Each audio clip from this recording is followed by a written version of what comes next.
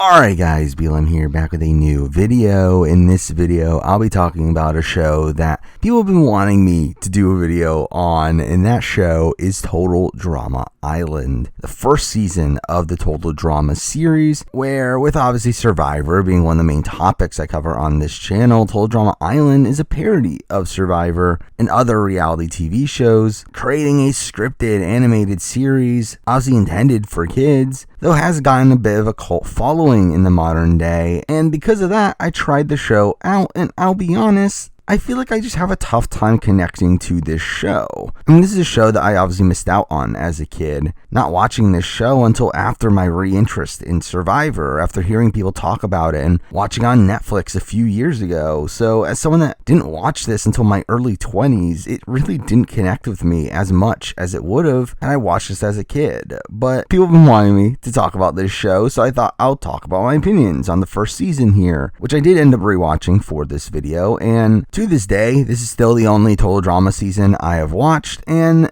in reality, this is a show that is fine for what it is. Again, it being a kid-friendly animated series, but if it were not for the fact that it had connections to reality television, I definitely wouldn't be covering it here. I mean, I would simply have no interest in this series. I mean, I have no nostalgia for this series. I don't particularly like the humor of this series. I just don't feel like it's a show that's for me. I'll still be talking about my thoughts on the season from beginning to end, starting off with the premiere, which obviously introduces us to the initial premise of the show, where we see a group of 16-year-olds, the cast of the season, being dropped off at Camp Wawanaka, where they will be staying for 8 weeks. With this obviously supposed to be mirroring that of a summer camp to appeal towards the kids that the show is catered to, while also having these connections to reality TV, though with the entire motif of the show being based around camping. Now, the format of the game ends up mimicking that of Survivor, where there are initially 2 teams, the Killer Bass and the Screaming Gophers, which, I mean, really, I would have expected them to create more humorous names than that. But the losing team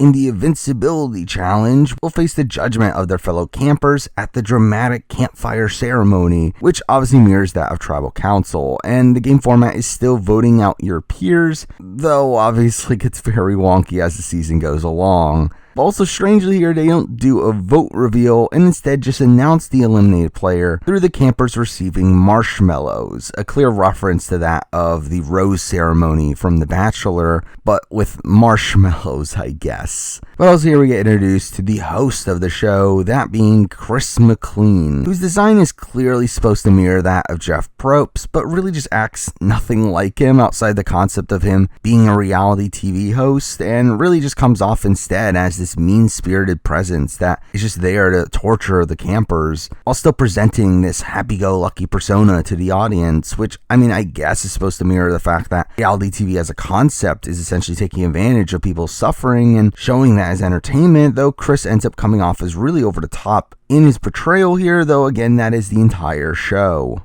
Being this absurdist portrayal of reality TV, where right away we have Chris saying that the prize is winning cheesy tabloid fame and a small fortune that they'll blow in a week, and we have him outright lying to the players that they were going to be staying in a 5-star resort. Plus, also, he constantly talks about the contracts. That really makes this come off as ridiculous, again, involving this insider talk that in real life wouldn't make air, but using it in an attempt to be funny here. Then we get introduced to the cast itself, who straight up, I don't even look at as proper characters, where every player on this cast is so blatantly a stereotype and ends up coming off as so one-dimensional that they end up feeling less like a character of actual substance and more like a vessel for the writers to tell jokes through. And we get characters like Jeff, who's this generic bro guy saying man all the time. Bridget is the attractive cool girl. We have Lindsay being propped up as the ditzy attractive girl. We have Heather, who's the mean girl. Beth is the nerdy ghoul who wants to be cool. Duncan is the bad boy. Courtney is the preppy uptight girl. Owen is the excitable doofusy guy. Ezekiel is the stoner. Noah is this know-it-all. I mean, we have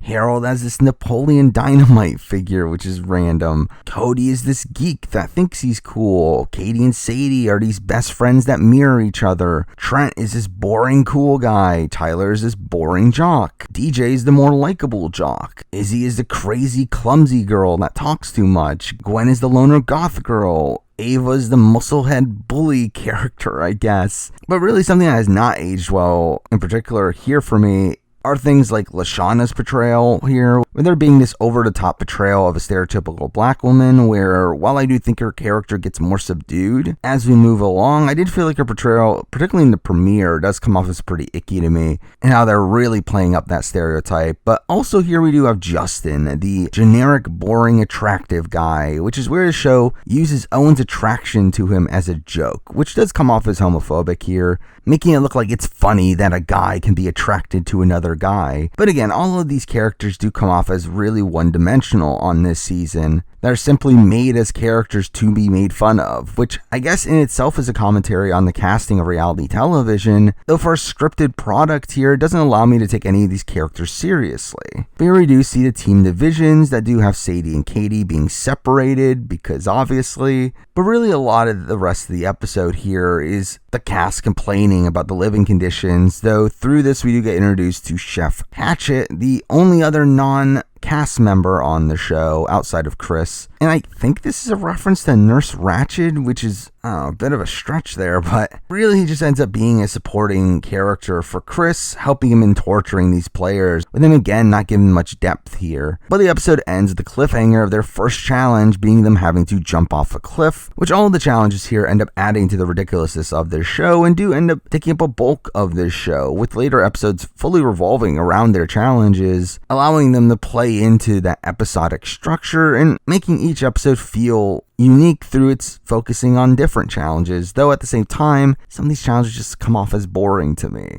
which again just also feel like plot devices just for them to utilize more of the jokes they had written. But with that, let's jump into episode 2, which again, they really play up the ridiculousness of jumping off the cliff by talking about how all the interns are in the hospital, and then they show the cook being the new guinea pig because I guess they think that's funny. And really a lot of this episode focuses on using each of these character stereotypes to make jokes in this situation, which again really becomes the basis of all the challenges. But we see Heather not wanting to jump as she doesn't want to get her hair wet, and we do see a rivalry with Lashana, where this also hasn't aged particularly well, with the insults that Heather uses here feeling very racially insensitive. But also we get dumb jokes like JD being scared of heights and the host calls him chicken and then proceeds to make him wear a chicken head, because again, I guess they think that's funny. Also here we get Sadie and Katie's split being rectified almost instantly here, and Izzy switching teams with them to allow them to be together, which felt like a very abrupt ending to that storyline. Mostly here we see Owen being scared to jump, to which we get the first use of confessionals, which are done in a porta potty, because obviously. But also he ends up jumping here and losing his bathing suit, because again, that's this show's humor. And again, straight up, I really just don't click with this show's humor. It obviously just feels like typical kid show humor, and to me, it ends up being a really big sticking point on why I just can't connect to this show. But following the challenge, we do once again get a lot of jokey segments about the camp life, with Courtney being bit in the eye by a bug and the girls being infected by poison ivy, which again just feels like kid humor. But we do get more characterization for Heather here, with her making a truce with Lashana, only to instantly talk about wanting to take her down. But also here we get the setup of her relationship with Lindsay blindly following her and Heather blatantly taking advantage of her, which ends up being used to further prop up Heather's role as this major villainous figure and this cutthroat player down the road. But again, doing it in a way that connects her back to the typical tropes of this high school bully, which while I do think her character comes off in this ridiculously over the top way, I do think this is effective use of mixing reality TV and high school stereotypes, which I do feel like the show rarely does with its characters, focusing more on its comparisons to the high school stereotypes than it does to the comparisons to reality TV stereotypes. This is also one of the few episodes that focuses a decent amount of time setting up the eventual vote off, as future episodes just literally cut to the ceremony and never properly explain its boot. But here we do see Ezekiel talking about needing to get rid of a girl because guys are better at sports than girls, leading to Ava choking him, and then we get Jeff saying, well, at least he didn't think guys are smarter than girls, only for him to say, but they are, which again is just stupid. But at least like showing the reality TV trope of how important social ability is and how you need to get along with your group, which leads to Ezekiel being the first boot here, who really didn't get much screen time outside that, so again, not a major loss. But that brings us to episode 3, which has the players being woken up early and told to run 20 kilometers before breakfast, only for the breakfast to include turkey, and it turning out that the challenge wasn't the run, but instead is an endurance challenge of how long they can stay awake, which, okay, I guess. But again, this takes up most of the episode, though along the way we do start the Gwen-Trent relationship, which I found mostly boring, but also we get more of Heather being this cutthroat player, making a final 3 alliance, which how dare she, but she talks about needing to make it with people who are desperate or dumb enough to follow her, leading to her making alliance with Lindsay and Beth, perfectly fitting into those archetypes, and again, having a lot of symbolism to bullying and peer pressure along the way, with Heather threatening to kick Lindsay out of the alliance if she hooks up with Tyler, who I completely forgot existed at this point. But also here we get a lot of dumb jokes, like Owen sleepwalking naked and Justin painting his eyelids, but eventually Gwen wins the challenge. But the vote off here does give us more villainous content for Heather, with her stealing Ava's MP3 player, which leads to her freaking out and making her a target, which again plays into the reality TV tropes for Heather, though the fact that it stems from a stolen MTV player seems ridiculous. But Ava gets voted out here, and I'm sure we'll never see her again. But the episode concludes here with Owen awakening in a cave and Bigfoot throwing him out because he was farting too much. I don't even know what to say, but I just find the fart humor just really dumb, and it really just does not, and I really just don't find it funny, though it is a major portion of Owen's content on this season. And now let's jump to episode 4, which largely revolves around the challenge being a dodgeball game, which was just not that interesting, and again plays into the dumb humor of, oh funny, this guy got hit in the face, but I just find a lot of this really boring, and it not really doing much to progress any storylines outside of Lindsay and Tyler flirting, but it's like, who cares? But here we do see Noah complaining about his team's performance despite sitting out, and in turn gets eliminated here, where, like Ezekiel, didn't have much relevance to the show, so again, not a big loss. But episode 5 here focuses around the challenge being a talent show, which includes Owen burping the alphabet, but also here we once again get Heather being Heather and her bullying Bridget for eating too much, and also Heather looking for Gwen's diary to sabotage her, because that's all of Heather's character traits. But during the challenge show, we get Owen's attraction for Justin being used as a joke again. We get Bridget puking, leading to a series of other characters puking, which is just not funny. But obviously this all concludes with Heather reading out Gwen's diary and talking about her crush on Trent, which again is very tropey here. This ends up starting the open recognition of how terrible of a person Heather is, with even Chris calling her whack. And we do get Gwen getting revenge by putting ants in her bed, but the vote off here ends up being completely unexplained, where Justin is voted out because I guess they ran out of jokes for him, and really that does seem to be the genuine reason why a lot of these characters are written off the show, though I do find it funny how they don't even bother to explain this within the actual course of the story. But now for episode 6, which has the team spending a night in the outdoors, and the team that eventually wins invincibility will be the team that gets back for breakfast first, which is a rule that makes no sense. And while I found this episode to be mostly slow, it does progress a number of relationships here. They're propelling the Heather-Gwen rivalry. We get more focus on the showmances like Gwen and Trent and Jeff and Bridget, while also seeing the setup to the Duncan and Courtney relationship, where they do bicker for a lot of the episode, though when she gets scared, she falls into his arms, which again felt like a generic style of relationship that you'll see from any coming of age story. But also here we get dumb jokes like the campers struggling to get food while the camera crew orders pizza for themselves, and we get a bear attacking them only for it to turn out to be Izzy in disguise for some reason, only for them to then actually be attacked by a real bear. The main story here that leads to the vote off involves a spat between Katie and Sadie, with them arguing over who's prettier, which is just dumb, though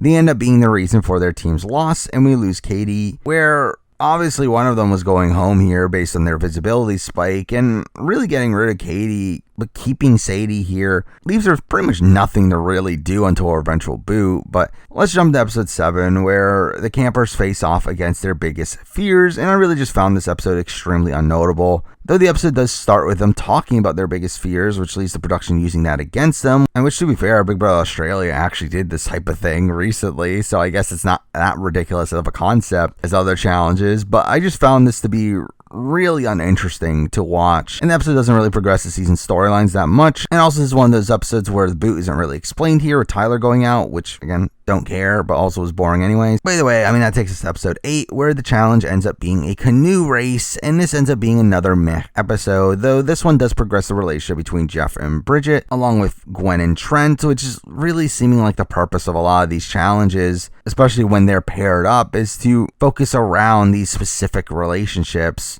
But also along the way, we get this storyline of Cody trying to flirt with Gwen and getting her bra for a bet that he had with Owen, I guess. But also Beth ends up finding a cursed idol here that ends up putting a curse on her team, I guess is a thing that happened, which we'll talk about later. But again, not much of interest really happens here until the tail end of the episode, where the elimination ends up being interrupted by Izzy being put under arrest, and she ends up running away from the authorities, which is really random, and I guess this is supposed to be funny, though it really just comes off as dumb to me. Though again, it won't be the last of Izzy that we see on this season. But now we're episode 9, which ends up being paintball deer hunting, which is just them playing paintball, which ends up being an entire episode filled with more Owen fart jokes, my favorite. So the most interesting aspect of this episode is that this is where Beth starts to turn against Heather, hating how Heather just bosses her around and refuses to keep helping her, leading to a feud, though it doesn't get culminated until the following episode. But this is obviously supposed to mirror someone standing up to their bully, which I just find it weird how the eventual lesson is that doing so gets you eliminated in the next episode, which, considering this is a kid's show, does feel like a conflicting moral. But the episode does end with Cody being eliminated because he got mauled by a bear, I guess, which is so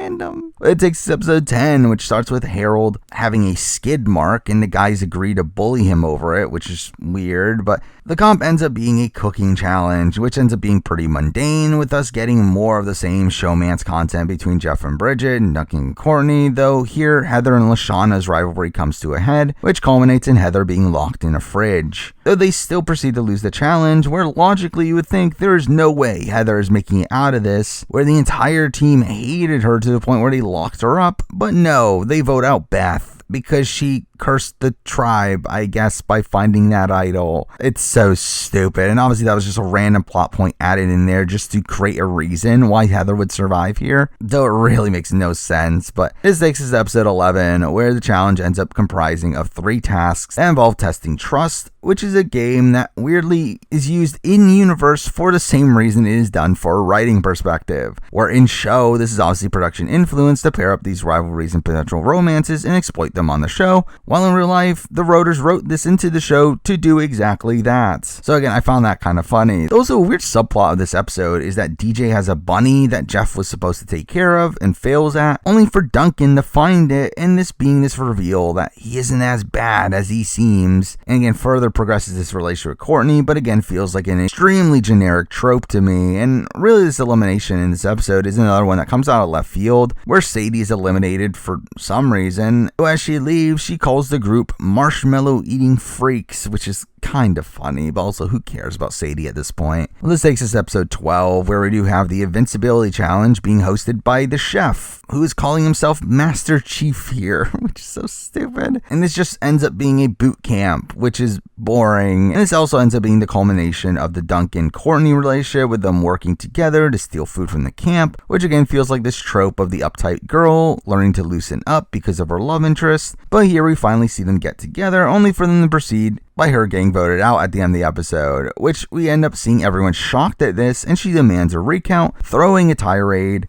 But this ends up being the first point of complete ridiculousness in terms of the vote-offs, where it turns out she didn't get the majority vote here, but instead Harold had rigged the vote to get revenge on Duncan for bullying him, which is just ridiculous. As one, it's like, why wouldn't you vote out Duncan then? And really the answer is because production thought it'd be funny if Courtney was the one to get screwed over here. A really strange way, considering if Harold can just rig the votes, why isn't he just doing this every round? Really in this next episode where he is the boot, but whatever. Though this has provided us with the first loss of a major character here, which again does add to the surprise of her being the one to go out here, but also feels like it was done here in a really shoehorned way. We jump into episode 13 where they have to do extreme sports, and that ends up being largely irrelevant to the episode, with most of the episode actually focusing around Gwen and Bridget, who find a love haiku and end up arguing over who wrote it, whether it was Trent or Jeff. Then we later get the reveal that turns out it was neither of them and was actually for Lashana,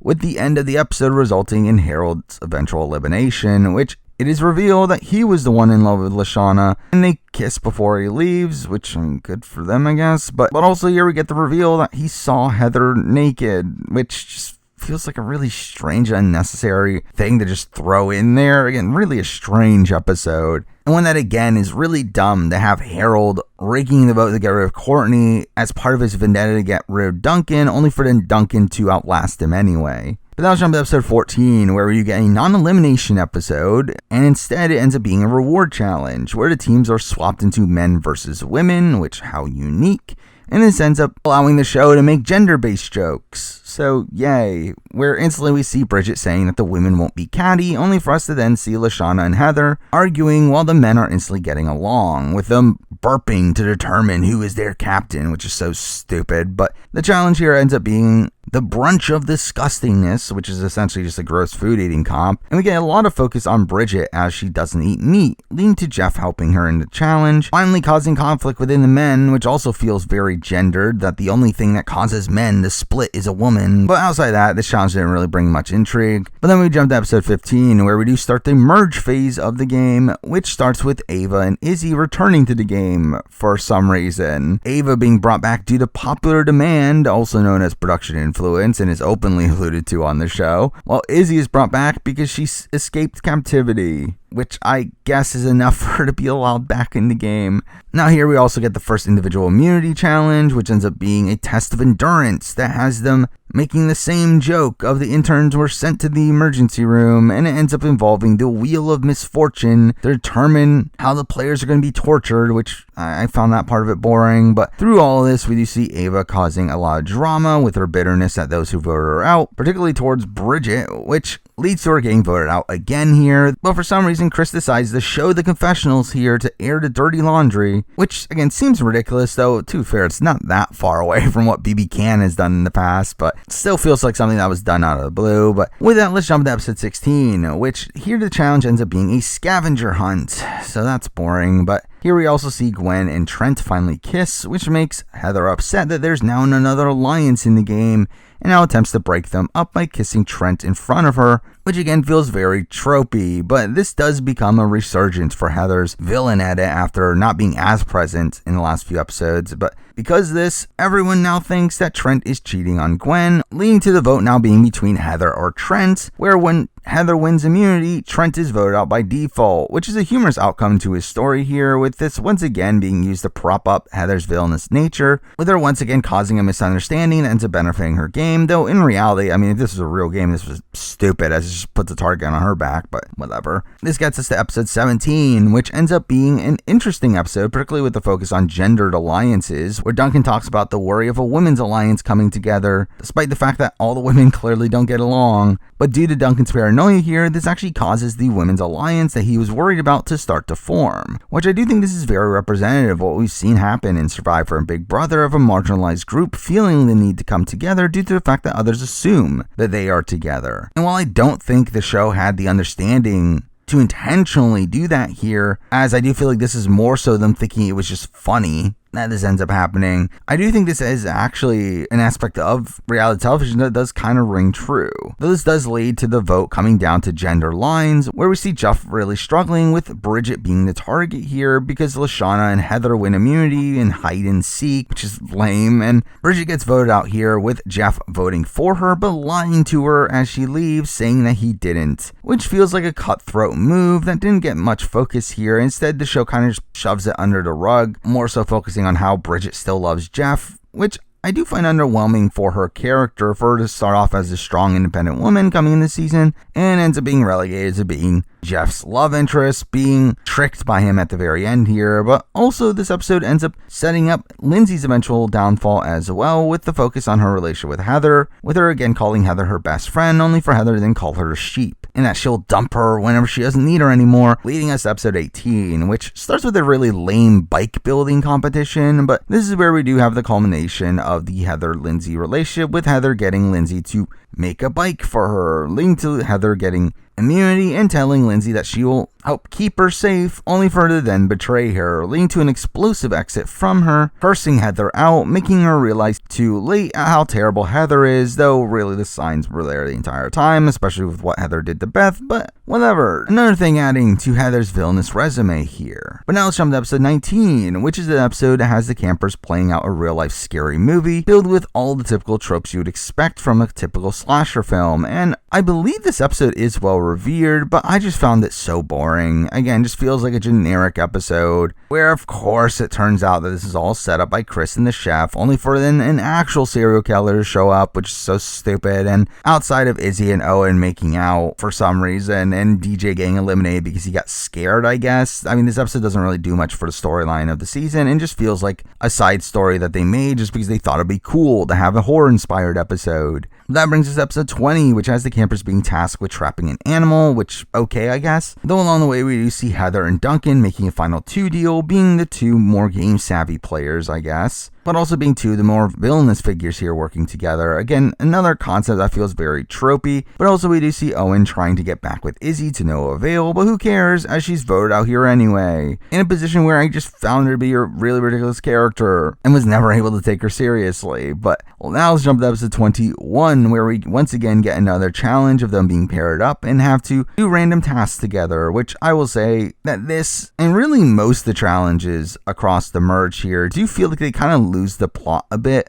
of them not even being proper challenges, instead just being tasks that were there to waste time on the show and facilitate whatever lineup of jokes the writers had prepared. And this stretch of episodes really ends up dragging out due to a lack of focus in my eyes. But here we do see Heather giving a very Dr. Will-like confessional of playing it up in the DR, talking to the jury members about how nothing she did was personal and how she admires all of them, which again, I don't think this is a reference of any kind, and more so just them trying to show off Heather as fake and willing to do whatever it takes to win. But eventually Jeff gets voted out here, as no one can meet the nice guy. Again, the nice guy that just voted out his girlfriend, and also again we have Owen here, so again this is all dumb. But this brings us to episode 22, a unique episode that focuses around the eliminated players, feeling similar to Survivor's Ponderosa series, though realistically not much of actual consequence happens here until the episode's closing moments, though we do see Courtney still being upset at her vote off and Harold hiding from her. We do also see everyone hating Heather as expected, with everyone getting their time to declare why they don't like her, while also everyone talking about how much they love Lashana, leading to the really dumb twist of it being revealed that the eliminated players will now have the opportunity to vote someone out, which you would assume that they would vote out Heather here, but when Chris asks them who to vote out, he for some reason counts whatever the first name that they say, which leads to this ridiculous sequence of events of Lashana's name being said by accident, leading to her being voted out here. And really, this is why I knew of this show, because of the Lashana was robbed memes that came from this, and obviously this entire segment is just really dumb. Obviously the writers just wanting there to be this ridiculous way for Lashana to be taken out of the game here, with the scene just being so beyond belief here, though it does make for a notable moment. Now let's jump into episode 23, which I found to be a pretty boring one, and a largely unimportant one at that, where through a flood, the campers are floated away to a deserted island somehow, and they have to fend for themselves, which we've seen numerous times already, and I didn't feel like this added much to the formula here outside of Owen's castaway parallels, with him creating an imaginary friend in Mr. Coconut, and also the fact that they end up stumbling upon the production camp that was right next door. But again, not much of consequence happens here. But let's jump to episode 24, where, guess what? They're camping again. But also here we get a race divided by gender lines for some reason. And again, this was largely mundane. I mean, things we've seen earlier in the season, but the women win here, and Duncan gets eliminated because why not, I guess. Again, not really focusing on the why here, but overall just felt like another lackluster episode. Now let's jump to episode 25, where we're now at the final 3, which ends up being another torture-based episode. Again, we've seen this already. But here the final 3 are given dares they must complete, and a lot of these are really dumb, involving toilets or Owen. But I do really like how this episode culminates in this big downfall for Heather, with Gwen and Owen working together to take Heather down, allowing Gwen to win their rivalry, while also giving Heather this embarrassing elimination here and her being dared to shave her head, which she initially refuses and kicks the razor, only for it to land on her head anyway, feeling like a nice comeuppance for her character, getting her really close to the end but not end up winning here. Now, the fact that the writers wrote a way for her to get this far to begin with does also seem ridiculous. But now let's jump to episode 26, the finale, kind of. Where here we have the final 2 of Gwen and Owen participating in the final challenge for the win, which is just kind of weird that it ends up being a challenge, considering it was very much implied that it was a jury vote earlier, but whatever. Though here we do see the eliminated players return, and they do technically vote, with them sitting by who they want to root for, though they really feel like they were back more so to fill out screen time, as I really don't know what they would have done if it was literally just a challenge between Gwen and Owen the entire episode. But the last challenge here ends up being another race. How creative. And they do the same joke of how the interns got injured doing this, but also here we do have Heather being up to her old tricks, with her rooting against Gwen, and in turn tries to sabotage her by giving her a poison cupcake, only for Owen to eat it instead, making that plan backfire on her. Though a really strange aspect of the outcome to this season is the fact that this season, from what I understand, most if not all total drama seasons have multiple endings, where in most versions Owen ends up winning here, leaving Gwen as the runner-up, though she gets a consolation prize of her ending up with Trent. But again, in certain countries, they aired an alternate version where Gwen wins, and I think that's the outcome I prefer here, where with Owen winning, it feels like a more train wrecky win, yes, which plays into the show's humor, though I do also feel like it validates Heather to a degree, with Heather being set up as this season-long villain that you're supposed to be happy that lost at the end. Though with Owen winning here and Heather backing him, it kind of feels like it justifying Heather's actions. So again, I prefer the other outcome, I think, though again, it's not really an opinion I hold that dearly. Though either way, we do get a satisfying final scene of the cast getting their revenge on Chris and throwing him in the water, which I do think is a nice way to conclude the season, though it's not the actual end, as we do still have a special episode to talk about, one that originally aired months after the original finale, with this being more of a setup and a transition episode between seasons 1 and season 2, where here we do see before everyone starts to head home, Chris giving Owen the option to risk his $100,000 prize for a potential $1 million prize, which in doing so ends up nullifying the entire results of the show, with this $1 million prize now being up for grabs for anyone, with it being hidden somewhere in the island, leading to a mad scramble for it, which again just feels like more of the same style of content. Though at the end of the episode we get this constant changing of hands with the case, only for it to get eaten by a shark, which sounds about right for this show. This leads to Chris talking about how this was a 14-way tie and that those people will go on to season 2, while the other 8 are gone for good, I guess, including an upset Courtney. But I do find it strange how they decided to do a second season with the same cast, but just some of that cast. I mean, it feels weird that they just didn't bring everyone back. I mean, I guess it's just buyer's remorse of the writers realizing how mundane some of their characters are. Again, all this just leads up to season 2, which I have not watched at this point and don't know if I will. But that wraps up Total Drama Island. Again, a show that I really don't have much of a connection to, but people wanted me to talk about it, so here we are. Again, to me, the interesting aspects of this show are that it relates back to reality TV, and while I do still think that the commentary on it can be really ridiculous here, I do still find that aspect of the show really unique, especially coming from a kid's show. My issue with the show is pretty much everything else. I don't like the humor. I don't like any of the characters' portrayals in this season, where again, they don't feel like that of actual characters, instead just one-dimensional stereotypes. And with me not having any nostalgia for this show, those things are things I just can't overlook here. Realistically, this is a show that isn't for me, and if it were not for its connections to reality TV, I would not have watched it or cared about it to make a video on it. But I'm not saying it's fundamentally bad. It's just, again, not a show made for me. It's a show definitely made for a younger audience, and I could definitely see an appeal for them, But for me, I just feel like it's a show I watched a bit too late in my life. But with that, those are my thoughts on Total Drama Island. I don't know if I'll bother watching future seasons, but if I do, I'll probably make a video like this for it. I don't know. We'll see. But for now, that is the video. Thank you for watching.